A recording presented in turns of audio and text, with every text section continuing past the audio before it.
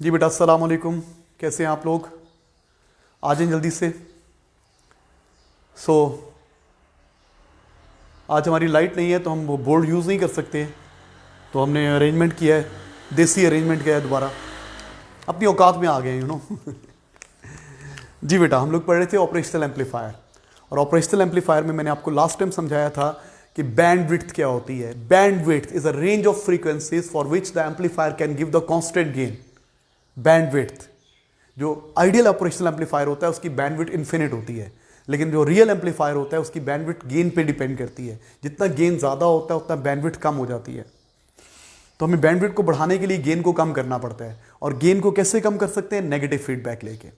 Negative feedback लेके। What is meant by feedback? Connecting output to the input. Connecting output to the input, उसको बोलते हैं feedback. हम direct output नहीं लगाते बल्कि एक रजिस्टर के थ्रू लगाते हैं, तो वो क्या होता है? फ्रैक्शन ऑफ आउटपुट मिलती है। कल हमने पढ़ा था ये ऑपरेशनल एम्पलीफायर, यहां से वी इन, ये ऐड कर रहा हूं मैं, ऐड क्या कर रहा हूं? यहां पे ये जो रजिस्टर है इसको बोलते हैं फीडबैक रजिस्टर। Feedback register. और ये क्या था? V out. तो वी आउट सारी की सारी यहां नहीं आएगी, कुछ यहां पे कंज्यूम हो जाएगी। यहां पे 12 वोल्ट है तो मे बी यहां पे 6 आए। अब ये 6 12 का क्या है? यहां पे 12 है सपोज, ये 6 तो इसका हाफ है ना, हाफ ऑफ 12। फॉर एग्जाम्पल यहां पे 12 वोल्ट है, फॉर एग्जाम्पल यहां पे 12 वोल्ट है, और आपको यहां पे 3 मिले, 3 वोल्ट मिले, तो 3 12 का क्या है? 1/4 ऑफ 12। ये 1/2, ये 1/4 का हमने नाम रख लिया बीटा, बीटा फ्रैक्शन। तो मैं इसको ऐसे लिख सकता हूं, जो वी आउट है उसकी आपको क्या मिल रही है? बीटा वी आउट यहां पर आ रही है। तो क्या किया था आपने? ऑपरेशनल एम्पलीफायर का फॉर्मूला क्या होता है? वी आउटपुट किसके इक्वल होती है? आउटपुट होती है गेन। गेन क्या था? Open loop gain, A not, into diff input to amplifier. अब दो चीजें इनपुट हो रही है, एक वी इन आ रही है और एक बीटा वी आउट भी ऐड हो रही है, इसके अंदर ऐड हो रही है। अब इसको सब्जेक्ट बनाया, V out is equal to A not V in plus A not beta V out. इसको उधर ले गए,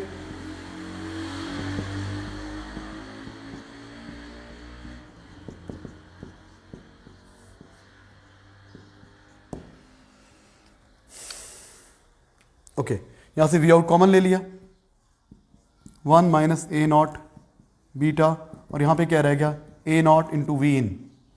अब वी आउट और वी इन को सब्जेक्ट बना लिया, तो आ गया आपके पास V out over V in is equal to A naught over 1 minus A not beta. ये आ गया आपके पास। This is the close loop gain. This is the close loop gain. ये ओपन लूप गेन था ना, ये क्या था? Open loop gain.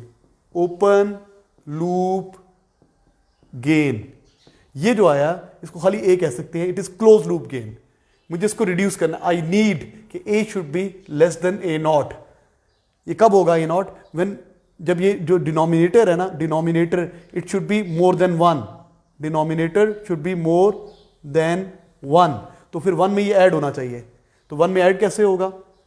तो यहां पे 1 में ये प्लस होना चाहिए, तो therefore beta must be negative, और beta will be negative when feedback is taken along inverting input. मैंने आपको कल बताया था बीटा नेगेटिव कब होगी? जब फीडबैक को आप कहां लगाएंगे? इन्वर्टिंग के साथ लगाएंगे। ये मैंने कल वाला दोबारा जल्दी से बता दिया। ये करने से क्या हो जाएगा? आपका गेन कम हो जाएगा। ये करने से आपका गेन कम हो जाएगा। ये लास्ट टाइम का आर्टिकल था, इसलिए बताया आपको। आज का क्या काम है? हेडिंग लिखिए इन्वर्टिंग एम्पलीफायर। हेडिंग लिखिए इन्वर्टिंग एम्पलीफायर। इसको इरेज कर रहा हूं।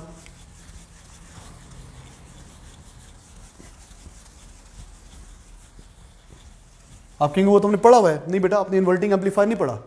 आपने पढ़ा हुआ है इन्वर्टिंग, आपने पढ़ा हुआ है इन्वर्टिंग, आपने पढ़ा हुआ है इन्वर्टिंग इनपुट, हमने पढ़ा हुआ है इन्वर्टिंग एम्पलीफायर। हेडिंग लिखिए इन्वर्टिंग एम्पलीफायर। इनसे पूछो पेन, उनसे क्या पेन लाया कि नहीं? इन्वर्टिंग एम्पलीफायर, हेडिंग लिखिए इन्वर्टिंग एम्पलीफायर और उसकी डायग्राम बनाइए। ये डायग्राम को याद करना है आपने। इन्वर्टिंग एम्पलीफायर,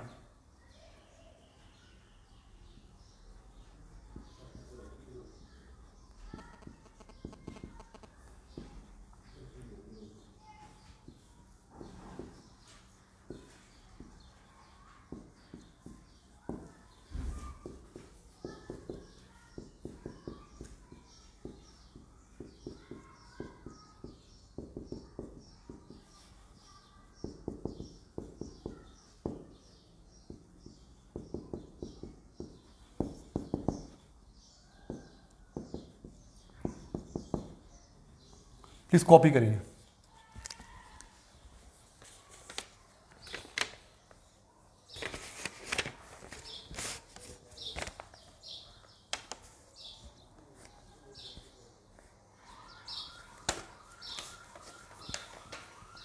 बेटा ये इन्वर्टिंग एम्पलीफायर की डायग्राम है। इन्वर्टिंग एम्पलीफायर, ये फीडबैक रेजिस्टर है, ये इनपुट रेजिस्टर है। सिग्नल यहां पे देते हैं, ये इन्वर्टिंग एम्पलीफायर है। क्वेश्चन ज्यादा इसके आने के चांस होते हैं। It is inverting amplifier. Input कहां पे देंगे आप? इन्वर्टिंग इनपुट में। इन्वर्टिंग सप्लाई वोल्टेज नहीं दिखाई, उसकी जरूरत नहीं है। सप्लाई वोल्टेज होती है, उसको दिखाने की जरूरत नहीं है। प्लीज कॉपी कर लें। इन्वर्टिंग में सिग्नल दे रहे हैं, नॉन इन्वर्टिंग को अर्थ कर दिए।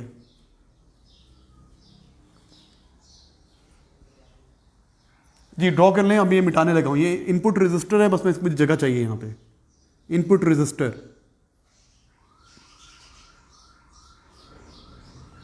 और ये फीडबैक आरएफ फीडबैक रेजिस्टर है। अच्छा, इस पॉइंट को लेबल करें। ये पॉइंट होता है पी और इसको बोलते हैं वर्चुअल अर्थ। ये नई चीज है आपके लिए, थोड़ा याद भी करनी पड़ेगी, रट्टा लगाना पड़ेगा यहां पे। वर्चुअल अर्थ, ये पी पॉइंट, वर्चुअल अर्थ। हम पढ़ रहे हैं इन्वर्टिंग एम्पलीफायर। इन्वर्टिंग एम्पलीफायर में क्या होता है बेटा? ये हम सिग्नल कहां पे देते हैं? इन्वर्टिंग इनपुट में, और नॉन इन्वर्टिंग को अर्थ कर देते हैं। ये तो फीडबैक है जो इन्वर्टिंग में लगा है, फीडबैक, ताकि गेन कम हो जाए। और ये नई चीज है, ये नई चीज है। ये रेजिस्टर क्यों लगाया है, हम बात करते हैं। Why there is input resistor, have you drawn? हाँ जी, ये इनपुट रेजिस्टर क्यों है? अब पहले कहानी समझ लें थोड़ी सी। बेटा ये इनपुट रेजिस्टर इसलिए है कि आपका वी आउट कम हो जाए। क्या मतलब? देखो, आपको पता है ना वी आउट क्या होता है? वी आउट होता है gain into difference in inputs. अच्छा, ये तो हमने रिड्यूस कर लिया। It has been reduced by using negative feedback. ये तो रिड्यूस कर लिया। It has been reduced by using negative feedback. Negative feedback लगाने से ये रिड्यूस हो गया है, आपका गेन कम हो गया। आपने लगाया ना, ये नेगेटिव फीडबैक, इन्वर्टिंग में लगाया नेगेटिव फीडबैक। अच्छा, अब आपको पता है वी आउट खाली गेन पे तो डिपेंड नहीं करता। V out is also directly proportional to difference in V in. V out जो होता है वो डिफरेंस इन वी इन पे भी तो डिपेंड करता है ना। अगर ये यहां पे ना होता, अगर ये यहां पे ना होता, अगर ये यहां पे ना होता तो क्या होता? सुनिए प्लीज, आप ड्रॉ नहीं करेंगे, ये डोंट ड्रॉ इट।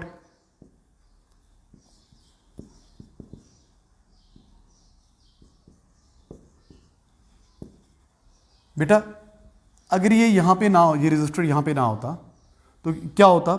जितनी भी इनपुट आ रही है ना, फॉर एग्जांपल आप दे रहे हैं 6 वोल्ट, तो 6 की 6 यहां पे पहुंच जाती, 6 की 6 यहां पे पहुंच जाती।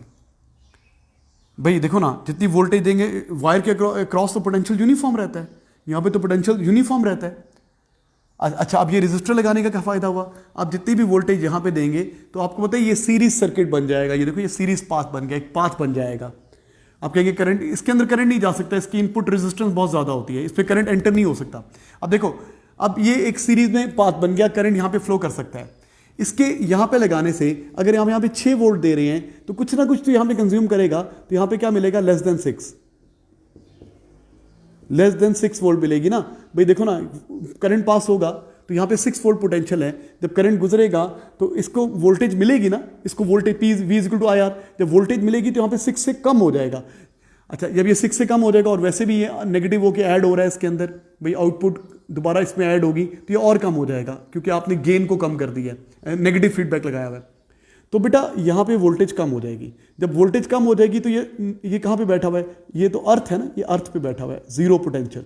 इसका पोटेंशियल जीरो है, तो इसका पोटेंशियल थोड़ा कम हो जाएगा, तो इनका डिफरेंस कम हो जाएगा ना। जब डिफरेंस कम हो जाएगा तो आउटपुट मैक्सिमम नहीं आएगी, एम्पलीफायर सैचुरेट नहीं होगा। हम क्या चाहते हैं? एम्पलीफायर सैचुरेट ना हो। एम्पलीफायर सैचुरेट कब नहीं होगा? जब वी आउटपुट बहुत ज्यादा नहीं आएगी। वी आउटपुट दो चीजों पे डिपेंड करती है, गेन पे डिपेंड करती है। गेन को आपने रिड्यूस कर लिया by taking negative feedback. Negative feedback लगाने से गेन कम हो गया है। अब डिफरेंस को कैसे कम किया, ये रेजिस्टर लगाया। जब ये रेजिस्टर लगाया तो यहां पे पोटेंशियल कम हो जाएगा। अब अगली कहानी थोड़ी याद करनी पड़ेगी। यहां पे ऑलमोस्ट जीरो पोटेंशियल हो जाएगा। ये रेजिस्टर कनेक्ट करने से यहां पे जीरो पोटेंशियल हो जाएगा। डायरेक्टली जीरो से कनेक्टेड नहीं है, इसलिए इसको बोलते हैं इट इज वर्चुअल अर्थ। ये रेजिस्टर कनेक्ट करने से सारी की सारी डायरेक्ट इनपुट वोल्टेज जहां नहीं आएगी ये कंज्यूम करेगा और यहां पे वर्चुअल अर्थ पैदा हो जाएगा। आप कहेंगे सर जीरो कैसे पैदा होगा, ये बात करते हैं, अभी हम रट्टा लगा रहे हैं। ये रेजिस्टर कनेक्ट करने से यहां पे वर्चुअल अर्थ पैदा हो जाएगा। वर्चुअल अर्थ का मतलब क्या होता है, पी पॉइंट पे पोटेंशियल नियरली जीरो हो जाएगा। ये जीरो है, ये नियरली जीरो हो जाएगा, इनका डिफरेंस कम हो जाएगा, तो फिर एम्पलीफायर सैचुरेट नहीं होगा। तो नई चीज क्या है, आर इन। मैं आपको समझाने की कोशिश करूंगा, लेकिन मैं समझा मुश्किल से पाऊंगा, रट्टा लगाना पड़ेगा, अपना माइंड बना लें। ये इसके लगाने से फायदा हुआ, इंक्लूडिंग आर इन क्रिएट्स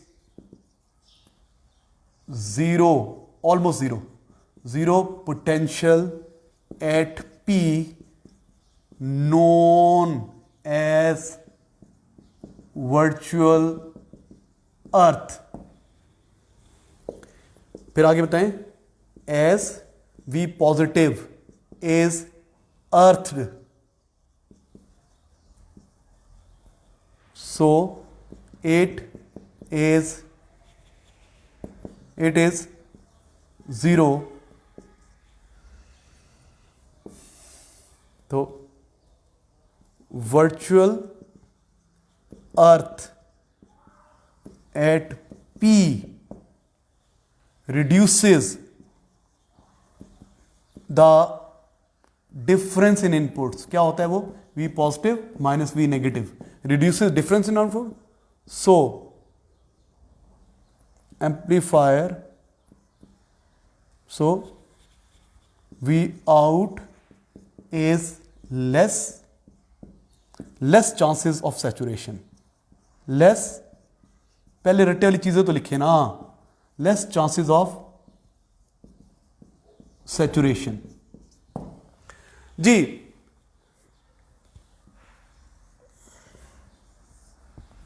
आप पहले कॉपी करें।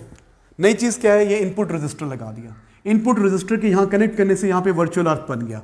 क्यों बना, बात करते हैं। वर्चुअल अर्थ बन गया। वर्चुअल अर्थ का मतलब ये होता है कि पोटेंशियल वहां पे नियरली जीरो या जीरो है, चले नियरली जीरो है, वहां पे पोटेंशियल नियरली जीरो हो गया है और वो अर्थ से कनेक्टेड नहीं है। अर्थ से कनेक्टेड होता तो रियल अर्थ होता। तो ये रेजिस्टर लगाने से यहां पे वर्चुअल अर्थ बन जाता है। वर्चुअल अर्थ का मतलब क्या होता है, किसी पॉइंट पे पोटेंशियल जीरो हो तो उसको बोलते हैं वर्चुअल अर्थ, क्योंकि अर्थ पे कनेक्ट करने से भी पोटेंशियल जीरो हो जाता है ना।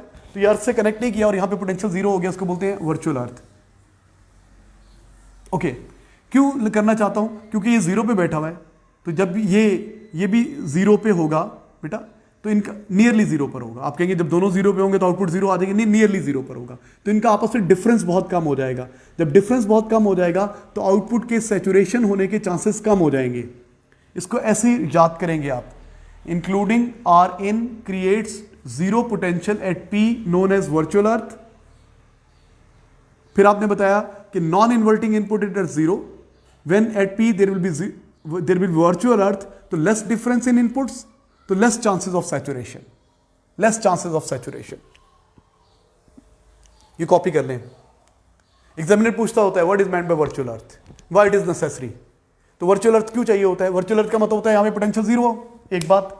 दूसरी क्यों चाहिए, क्योंकि ये जीरो पे बैठी है ताकि इनका डिफरेंस कम हो जाए, ताकि एम्पलीफायर सैचुरेट ना हो, इसको रट्टा मारे।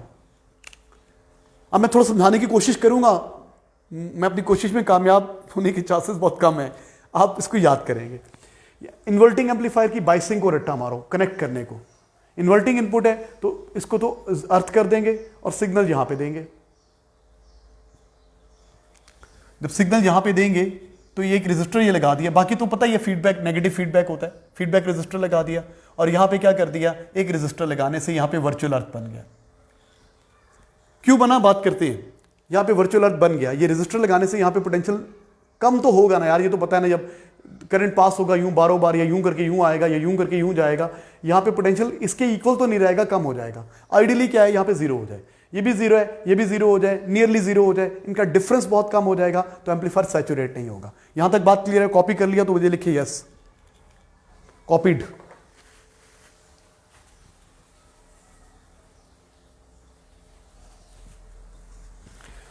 आपको पता है जो आउटपुट होती है, आउटपुट वो दो चीजों पे डिपेंड करती है। आउटपुट किस पे डिपेंड करती है? गेन पे और डिफरेंस पे।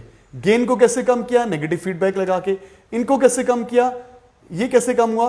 Bye including R in, by including input resistor, R in input resistor, by including R in it is reduced, delta V in is reduced by including R in. Gain कम हो गया negative feedback लेने से। ये कैसे कम हो गया? यहां पे रेजिस्टर लगाने से। यहां पे रेजिस्टर लगाने से सारी की सारी वोल्टेज तो यहां नहीं पहुंचेगी ना, कुछ ये कंज्यूम करेगा। आइडियली क्या है, इसके इक्वल आ जाएगी। जी Sir, will the output have to be the maximum value or near the maximum value if the gain is added infinite? बेटा नहीं, आउटपुट जो होती है ना, हमें एम्पलीफाई तो करनी होती है, लेकिन इतना एम्पलीफाई ना करें कि सिग्नल डिस्टॉर्ट हो जाए। सिग्नल डिस्टॉर्शन नहीं चाहिए ना। कॉपीड।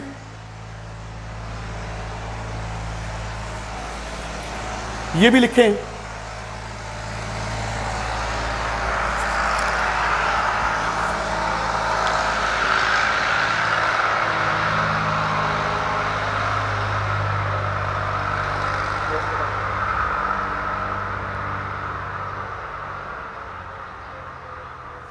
जी ये भी लिख दें।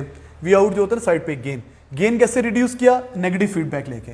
ये डिफरेंस कैसे रिड्यूस किया? ये रेजिस्टर लगा के। यहां पे वर्चुअल अर्थ कैसे बन गया नहीं है सिलेबस में बताना, लेकिन मैं कोशिश करता हूं बताने की आपको। देखो बेटा, देखो यहां पे 6 वोल्ट आ रहा है, कुछ ये कंज्यूम करेगा, यहां पे 3 रह गया, सपोज 3 रह गया, सपोज 3 रह गया। अब ये आउटपुट मिलेगी।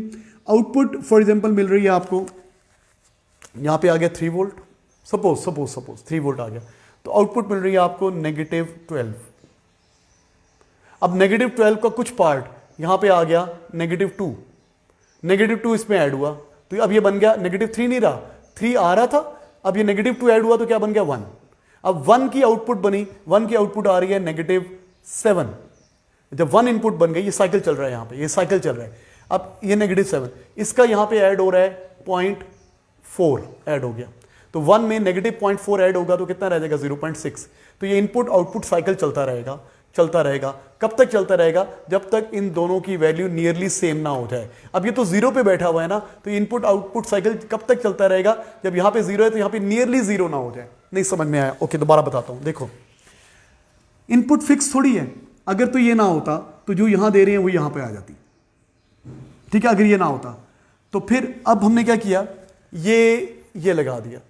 अब करंट यूं पास हो सकता है, इनपुट वोल्टेज की कुछ वोल्टेज ये कंज्यूम करेगा तो यहां पे लेस वोल्टेज पहुंचेगी, ये बात तो क्लियर है ना।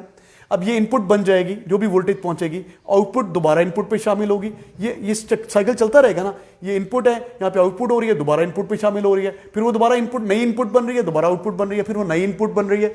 ये साइकिल चलता रहता है। कब तक? जब तक दोनों इनपुट्स ऑलमोस्ट सेम ना हो जाएं। अब दोनों इनपुट सेम कैसे हो सकती हैं भाई? ये 0 पे बैठा हुआ है, फिक्स है, तो वो भी नियरली 0 हो जाए, तो अब जाके ये साइकिल खत्म होता है, और ये माइक्रो सेकंड में हो जाता है। ये नहीं कि आपको वेट करना पड़ता है। तो जितनी एक इनपुट होती है ना, ये इनपुट आउटपुट का साइकिल चलता रहता है, चलता रहता है। देखो, इनपुट आई, आउटपुट बनी, उसकी कुछ फ्रैक्शन दोबारा ऐड हो गई, फिर वो इनपुट, नई इनपुट बनी, नई आउटपुट आई, उसकी कुछ फ्रैक्शन दोबारा ऐड हो गई, फिर नई इनपुट बनी, नई आउटपुट, उसकी, ये होता रहता है। कब तक ये साइकिल चलता रहता है? जब तक ये दोनों ऑलमोस्ट सेम नहीं हो जाती। तो ये रेजिस्टर लगाने से ये साइकिल चलता है, जिससे यहाँ पे वर्चुअल अर्थ पैदा हो जाता है। बस मुझे इतना ही आता था, मैंने आपको बता दिया। आप रट्टा लगाएंगे, ये रेजिस्टर लगाने से यहाँ पे वर्चुअल अर्थ बन जाता है। बस ये रेजिस्टर लगाने से यहाँ पे वर्चुअल अर्थ बन जाता है। क्यों बनता है पता नहीं क्यों बनता है, टीचर ने बताया था, समझ में नहीं आया, रट्टा लगा लिया। ये रेजिस्टर लगाने से यहाँ पे वर्चुअल अर्थ बन जाता है। वर्चुअल अर्थ बनने से क्या होता है? ये तो पहली 0 पे है, ये भी नियरली 0 है, इनका डिफरेंस कम हो जाता है। जब इनका डिफरेंस कम होता है तो एम्पलीफायर सैचुरेट नहीं होता। ठीक है जनाब, इसको याद करेंगे। इसका मैथमेटिक्स, अब मैंने इसके गेन का फॉर्मूला डिराइव करना है। ये डेरिवेशन है आपके सिलेबस में। नाउ हैव टू डिराइव इसके गेन का फॉर्मूला। न्यू गेन, इसका गेन चेंज हो गया। ये चीजें लगाने से, ये सब कुछ लगाने से इसका गेन चेंज हो गया।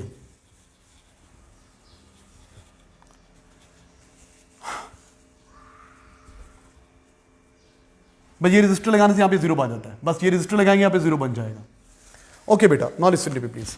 अब जब ये आपने देखो करंट के बाद जाने का रास्ता बन गया, यहाँ पे पोटेंशियल कुछ और है, यहाँ पे पोटेंशियल कुछ और है, there is a potential difference, तो करंट फ्लो कर सकता है ना x टू y या y to x, current flow करेगा और ये दोनों सीरीज में होंगे। Current flows from x to y और x to x and R in and RF are series. Current flows from x to y or y to x or y to x due to potential difference between x and y. फिर क्या होगा? Now R in and RF on series. Now R in and RF are in series. Series में है, तो हम कह सकते हैं current in R in is equal to current in RF। कह सकते हैं कि नहीं कह सकते? सीरीज में करंट सेम होता है। अब करंट किसके इक्वल होता है? पोटेंशियल डिफरेंस के। करंट किसके इक्वल होता है? पोटेंशियल डिफरेंस के। I potential difference across R in over R in, I is equal to V over R, potential difference across RF over RF।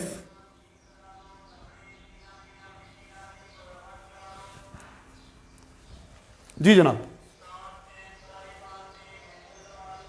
अब इसके यहां पे क्या पोटेंशियल है?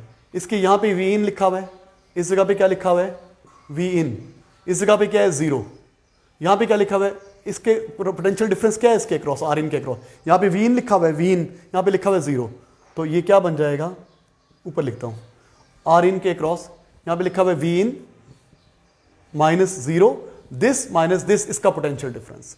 V in माइनस जीरो, इसका potential difference over R in is equal to, यहां का potential difference क्या है? Zero minus V out. हम सपोज करें करंट यू जा रहा है, करंट यू जा रहा है, हम सपोज करें करंट यू जा रहा है, तो इसका पीडी कितना है? Zero minus V out. यहां पे पोटेंशियल जीरो है, यहां पे वी आउट है। पोटेंशियल डिफरेंस कैसे निकालते हैं? इधर का और इधर का डिफरेंस लेते हैं, इस वैल्यू में से इसको माइनस करते हैं, तो यहां पे जीरो है, वर्चुअल अर्थ है ना, minus V out over R F. अब यहां पे आपने सब्जेक्ट बनाना है V out over V in को, तो क्या बन जाएगा? V in over R in is equal to V minus V out over R F. ये इन इधर आ जाएगा, आर एफ उधर चला जाएगा, तो हमारा सब्जेक्ट बना रहा हूं मैं V out over V in is equal to minus R F over R in. ये है जी गेन का formula, gain of inverting amplifier, gain of inverting amplifier, the gain of inverting amplifier. दोबारा सुन लें, ये मैथमेटिक्स आया हुआ है एग्जाम में। देखो x इधर का और इधर का, ये x पॉइंट है और ये y पॉइंट है, इधर और इधर पोटेंशियल सेम नहीं है, तो करंट फ्लो कर सकता है, करंट के पास पाथ है, करंट इसके अंदर नहीं आ सकता। एम्पलीफायर की जो इनपुट रेजिस्टेंस होती है वो इन्फिनिट होती है, बहुत ज़्यादा होती है, इसके अंदर करंट नहीं, करंट यूं बारों बार जाएगा, सारा करंट यूं जाएगा, या यूं आएगा या यूं आएगा। Okay, operational amplifier current operated device नहीं है, वोल्टेज ऑपरेटेड डिवाइस है। ओके, तो क्या होगा? जब करंट यूं करके यूं जाएगा या यूं करके यूं आएगा, दोनों सीरीज में हो जाएंगे, जितना करंट यहां होगा उतना करंट यहां होगा, तो मैंने लिख दिया current in R in is equal to current in R F.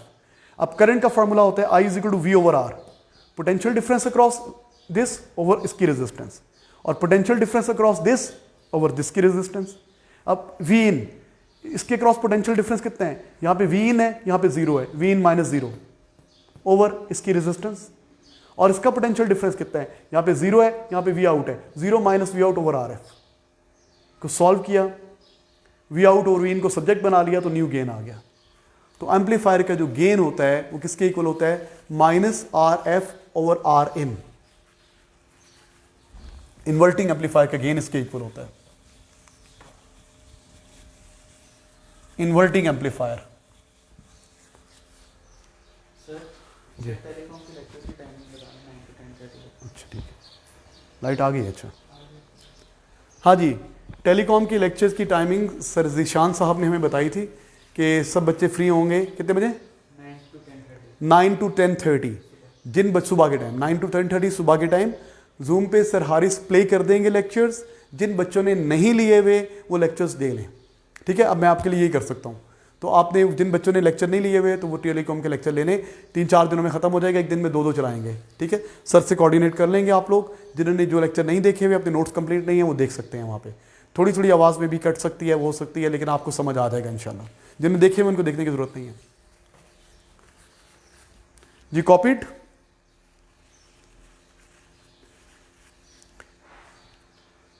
Okay बेटा।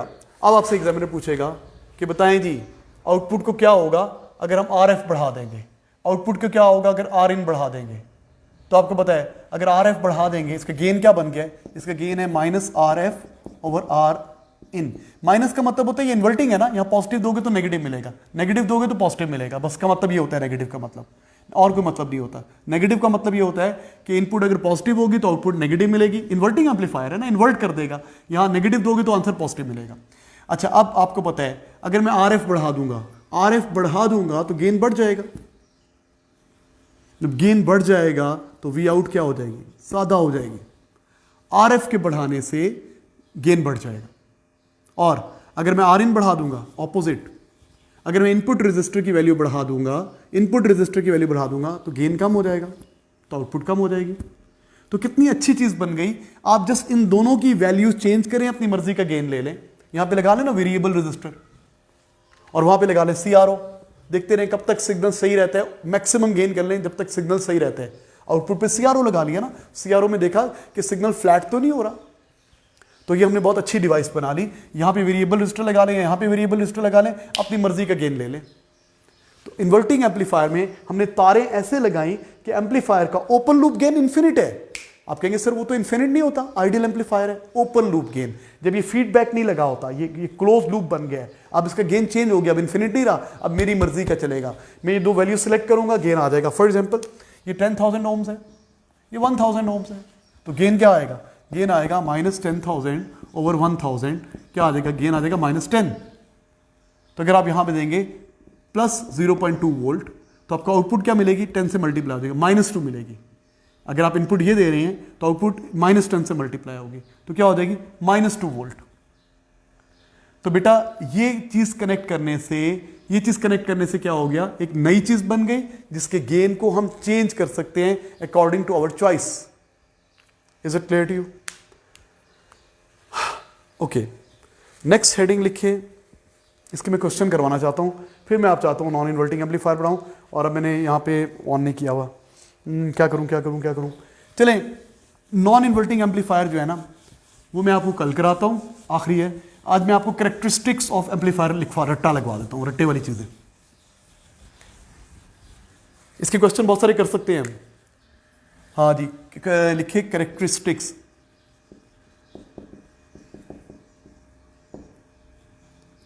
Of amplifier. ये पूछता होता है, आपकी जो एप्लीकेशन बुकलेट है उससे पहले पेज पे ये है, लेकिन मैंने कहा जब तक बच्चों को पता ना हो तो कैसे समझ में आएगा, तो मैंने इसको आखिर में बताता हूँ। ये कैरेक्टरिस्टिक है। अगर आइडियल एम्पलीफायर है तो क्या होगा, और रियल एम्पलीफायर में क्या होता है। 5 2 3 1 2 3 4 5 होते हैं। सबसे पहले होता है open loop gain. Open loop gain ideal amplifier है तो इन्फिनिट होता है, रियल एम्पलीफायर में इन्फिनिट नहीं होता, ऑलमोस्ट 10 पावर 5 के आसपास होता है, ऑलमोस्ट 10 पावर 5 के आसपास होता है ओपन लूप गेन। बैंडविड्थ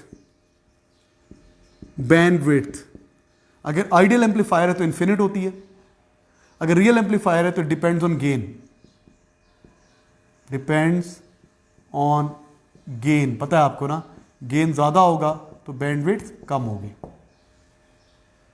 अच्छा, नेक्स्ट प्रॉपर्टी है, ये आपको नहीं पता ये क्या बोल गए, तो input impedance. Input impedance, impedance क्या होता है, इंपिडेंस होता है टोटल रेजिस्टेंस। टोटल इंपिडेंस की यूनिट ओम्स होती है, इंपिडेंस होता है टोटल रेजिस्टेंस। टोटल रेजिस्टेंस देखो रेजिस्टेंस की तो रेजिस्टेंस होती है ना, जो होते हैं ना कैपेसिटर्स उनके कैपेसिटेंस होता है, और जो होते हैं इंडक्टर्स कॉइल्स इंडक्टर्स होते हैं उनकी इंडक्टेंस होती है, उनकी कंबाइंड इफेक्ट को बोलते हैं इम्पिडेंस। इम्पिडेंस ओवरऑल रेजिस्टेंस होती है। तो उसकी इनपुट इम्पिडेंस, इनपुट पे जो रेजिस्टेंस होती है, इनपुट की टोटल जो रेजिस्टेंस होती है वो ऑलमोस्ट इन्फिनिट होती है, ठीक है। लेकिन रियल एम्पलीफायर में इन मेगा ओम्स इन्फिनिट नहीं होती इनपुट इम्पिडेंस, क्योंकि इसके अंदर करंट एंटर नहीं हो सकता, इसकी रेजिस्टेंस इन्फिनिट होती है। अच्छा भी लास्ट आउटपुट इम्पिडेंस।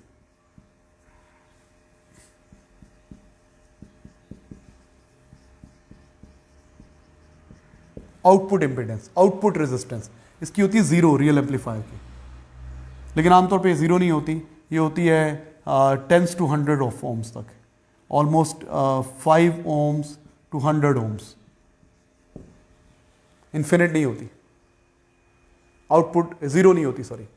और आखिरी आ गया slew rate. Slew rate, slew rate आप समझ सकते हैं processing speed, processing speed.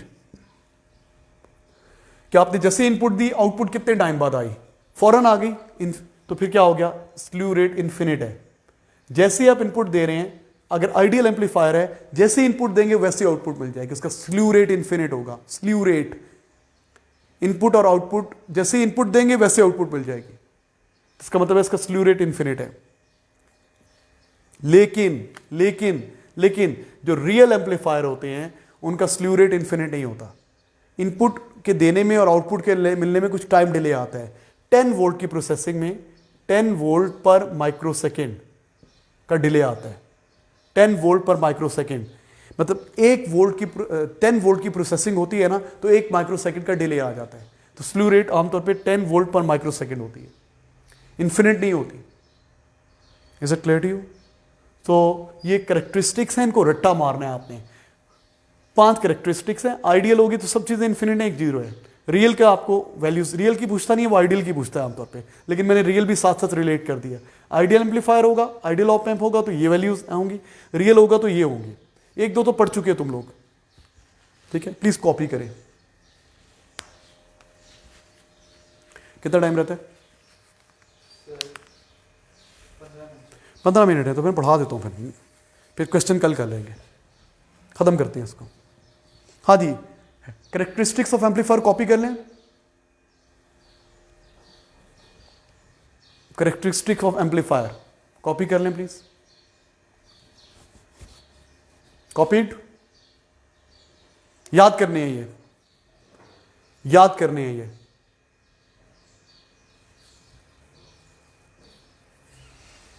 Heading लिखिए नॉन इन्वर्टिंग एम्पलीफायर, इसको मिटा रहा हूं। कॉपीड, हेडिंग लिखिए नॉन इन्वर्टिंग एम्पलीफायर।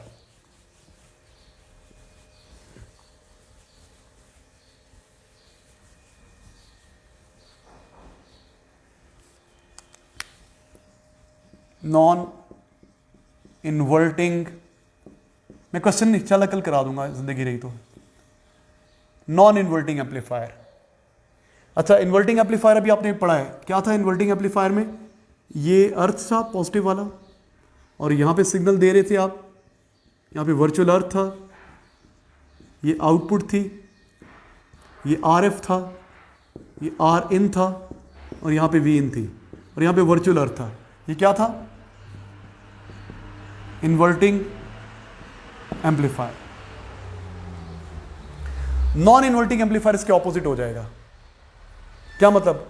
इसको अर्थ कर देंगे और यहां पे सिग्नल देंगे, बिल्कुल यही चीज है। देखो, non inverting amplifier, non inverting amplifier की बाइसिंग याद करनी है आपने, वही चीज बना रहा हूं मैं, आसान करके बना रहा हूं, एग्जामिनर ने थोड़ी मुश्किल करके बनाई होती है। मैं दोनों चीजें बता दूंगा आपको। इसको अर्थ कर दिया, अब इसको Rin नहीं बोल रहे, R1 बोल रहे हैं, R1। और यहां पे क्या होता है? यहां पे एक रेजिस्टर होता है, इसको बोलते हैं फीडबैक रेजिस्टर। और ये यहां पे Rin है ना, क्योंकि इनपुट यहां दे रहे थे, यहां पे इनपुट नहीं दे रहे, अर्थ यहां से किया हुआ है, अर्थ, और सिग्नल यहां पे दे रहे हैं बेटा, ये Vin है।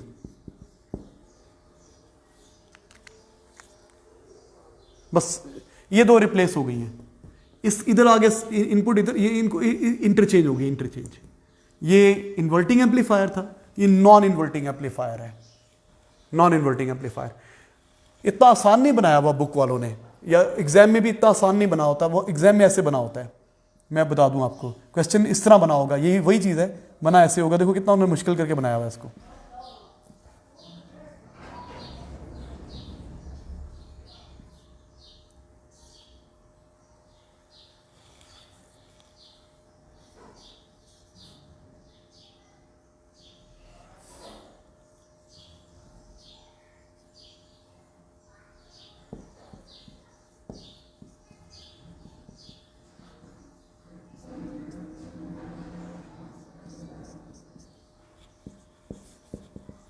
बेटा this and this are same, ये दोनों सेम है, ऊपर और नीचे ये सेम है, सेम। समझाता हूं, पहले ड्रॉ करें, ये भी ड्रॉ करें, ये भी ड्रॉ करें। ये नॉन इन्वर्टिंग एम्पलीफायर, याद करना है इसको, नॉन इन्वर्टिंग एम्पलीफायर। ये जंक्शन नहीं है, वायर ऊपर से गुजर रही है।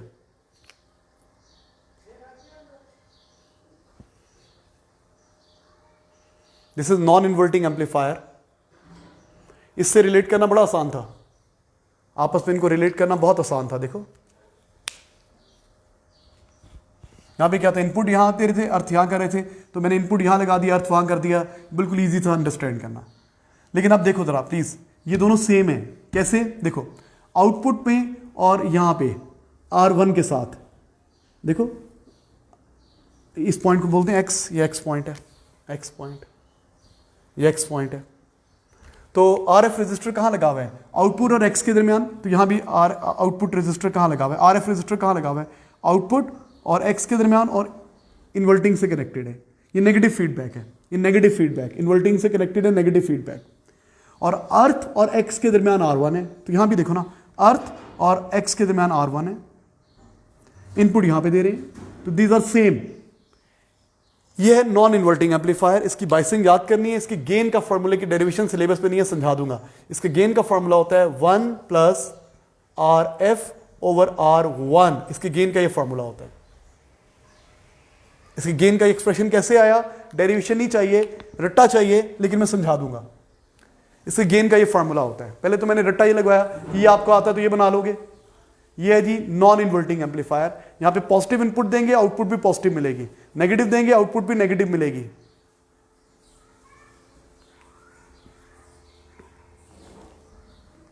जी आप आपसे एग्जामिनर क्या पूछेगा, इसकी डायग्राम बना दें, वो आपको आनी चाहिए। इसके गेन का फॉर्मूला लिख दें, रट्टा लगा लिया। फिर क्या पूछेगा, बताएं जी आउटपुट को क्या होगा जब ये RF बढ़ जाएगा। हमें पता है जब RF बढ़ जाएगा तो गेन बढ़ जाएगा, और जब गेन बढ़ जाएगा तो आउटपुट बढ़ जाएगी। RF बढ़ेगा तो गेन बढ़ जाएगा, गेन बढ़ जाएगा तो आउटपुट बढ़ जाएगी। व्हाट इफ के R1 बढ़ जाएगा? यहां पे थर्मिस्टर लगाते हैं, बताएं जी टेम्परेचर इंक्रीज करने से क्या होगा। तो आपको बताए यहां पे थर्मिस्टर लगा दिया, जब टेम्परेचर बढ़ेगा तो इसकी रेजिस्टेंस कम हो जाएगी, जब इसकी रेजिस्टेंस कम हो जाएगी, R1 कम हो जाएगा तो ये बढ़ जाएगा। इनवर्स रिलेशन है, ये कम हो गया तो ये टेम्परेचर बढ़ा, यहां पे थर्मिस्टर लगाया हुआ है, थर्मिस्टर, इसकी रेजिस्टेंस कम हो गई तो गेन बढ़ गया, गेन बढ़ गया तो आउटपुट बढ़ गई। इस तरह के क्वेश्चन आते हैं इन्वर्टिंग नॉन इन्वर्टिंग एम्पलीफायर में। पॉजिटिव देंगे, आंसर पॉजिटिव मिलेगा। ये पूरा रट्टा है, लेकिन मैं कल की क्लास में आपको समझा दूंगा फॉर्मूला कैसे आया। इसकी डेरिवेशन सिलेबस पे नहीं है। इसकी डायग्राम याद करें, इसकी गेन का फॉर्मूला याद करें, और देखें जी आउटपुट को क्या होगा इसको चेंज करने से, इसको चेंज करने से। इसी तरह के क्वेश्चन आए हैं। कल मैंने आपको इंशाल्लाह इसकी डेरिवेशन करानी है, और इन्वर्टिंग और नॉन इन्वर्टिंग के क्वेश्चन करवाने हैं। तो हमारा ये टॉपिक खत्म हो गया इलेक्ट्रॉनिक्स। ठीक है जनाब, तो बहुत बहुत शुक्रिया, अल्लाह हाफिज़।